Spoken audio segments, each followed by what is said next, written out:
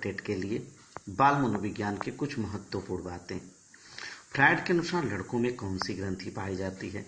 लड़कों में जो है बहुत सी ग्रंथियां पाई जाती हैं, लेकिन एक ग्रंथि जो है काफी इंपॉर्टेंट होती है, जो मुख्यतः शैशवावस्था में क्रियाशील रहती है, वो ओडिपस ग्रंथि होती है। ओडिपस ग्रंथि में लड़के के अंदर जो है मातृ प्रेम होता है और पितृ विरोधी भावना होती है, जबकि फ्रायड के अनुसार लड़कियों में एक ग्रंथि पाई जाती है इलेक्ट्रा। इलेक्ट्रा ग्रंथि के अंतर्गत जो है लड़कियों में पितृ प्रेम और मातृ विरोधी भावना होती है। ये काफी इंपॉर्टेंट है। दूध के दांतों की संख्या कितनी होती है? दूध के दांतों की संख्या 20 होती है, क्योंकि 20 ही दांत हमारे जीवन के हिस्से होते हैं जो दूसरी बार आते हैं। संग्रह करने की प्रवृत्ति किस अवस्था में पाई जाती है? संग्रह या संचय की प्रवृत्ति जो है बाल्यावस्था में पाई जाती है। एडोलसेंस काफी इंपॉर्टेंट पुस्तक है, जीएस हाल की जो है महत्वपूर्ण पुस्तक है। अब हम लोग आते हैं व्यक्तिगत विभिन्नता की दृष्टिकोण से भिन्न अवस्था में संवेग और नैतिकता। कुल मिला के 28 लेसन है, काफी इंपॉर्टेंट, जिसमें 9वां लेसन जो है व्यक्ति भिन्नता से बहुत बार क्वेश्चन जो है पूछा जाता है, इंडिविजुअल डिफरेंस। और टीचर को व्यक्तिगत भिन्नता पे काफी ध्यान देना पड़ता है, काफी मेहनत भी करना पड़ता है, और व्यक्तिक भिन्नता को अच्छी तरीके से समझने के लिए संवेग और नैतिकता को भी जानना जरूरी है। संवेग मानव जीवन की एक महत्वपूर्ण इकाई है। मनुष्य को कार्य करने की प्रेरणा संवेगों से मिलती है। अगर हमारे अंदर इमोशन नहीं होंगे तो हम जो है कोई कार्य कर ही नहीं सकते। संवेग का संबंध हमारे जीवन के भावात्मक पहलू से है। अगर जो है इमोशन, अगर हमारा जो है बच्चों के साथ प्रेम नहीं रहेगा तो हम बच्चों को कभी भी जो है नहीं दे पाएंगे। आप जो है अपने परिवार के साथ प्रेम नहीं रहेगा तो हम कुछ भी नहीं कर सकते हैं। रास के अनुसार संवेग चेतना की वह अवस्था है जिसमें रागात्मक तत्व की प्रधानता होती है।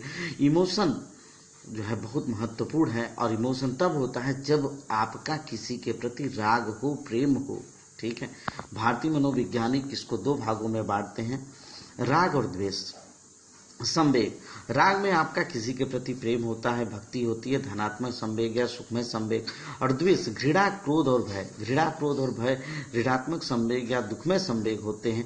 जब किसी व्यक्ति से आपको किसी प्रकार की परेशानी होने लगती है तो आपके अंदर जो है दूसरा नकारात्मक संवेग, जिसको ऋणात्मक संवेग, जिसको दुखमय संवेग कहते हैं, घृणा, क्रोध और भय। लेकिन जब किसी से किसी चीज की आप इच्छा ही नहीं रखेंगे तो आपके अंदर जो किसी के प्रति द्वेष उत्पन्न हो ही नहीं सकता है। शैशवावस्था में संवेगात्मक की स्थिति काफी इंपॉर्टेंट है। शिशु की प्रेम भावना काम प्रवृत्ति पर आधारित होती है। जाहिर सी बात है, शैशवावस्था के बाद जो है बाल्यावस्था बड़ी पवित्रता की अवस्था होती है। किशोरावस्था में फिर हमारी प्रेम भावना जो है काफी ऊपर बढ़ती है। शिशु अपने अंगों से प्रेम करता है, ये काम प्रवृत्ति का द्योतक है। और सिगमंड फ्रायड ने इसको जो है नार्सिसिज्म, देखिए 2 ही अवस्था में, एक तो शैशवावस्था में बच्चा अपने से प्रेम करता है, दूसरा जो है किशोरावस्था में किशोर और किशोरियों को सबसे महत्वपूर्ण जो है अपनी ही शरीर अच्छी लगने लगती है। ये इस भावना को जो है नार्सिसिज्म कहा जाता है। नार्सिसिज्म कहा जाता है, काफी इंपॉर्टेंट है। पूर्व बाल्यावस्था में 4 से 5 वर्ष की अवस्था में बालिका में पितृ प्रेम होता है और मातृ विरोधी भावना होती है, जो मैं पहले बता चुका हूँ, इलेक्ट्रा ग्रंथि। और बालक में मातृ प्रेम और पितृ विरोधी जो है भावना होती है, ओडिपस ग्रंथि। इसको आप आराम से याद कर लेते हैं।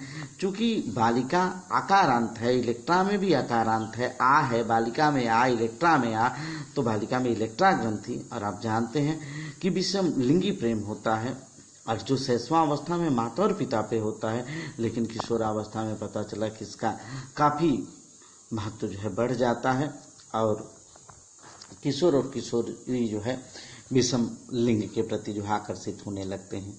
नवजात शिशु अपने संवेगों को व्यवहार के रूप में व्यक्त करता है, जैसे रोना, चिल्लाना, हाथ पैर पटकना।